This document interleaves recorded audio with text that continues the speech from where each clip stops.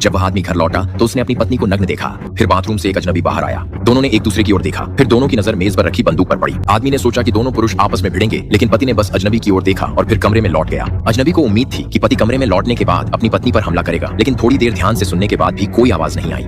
इसलिए उसने कपड़े पहने, अपना सामान उठाया और चला गया। क्या आपको लगता है कि पति अपनी पत्नी के प्रेमी से डरता था? बिल्कुल भी नहीं। लॉस एंजल्स में हर 2 घंटे में एक बैंक डकैती होती है। कोई भी आदमी मौत से नहीं डरता।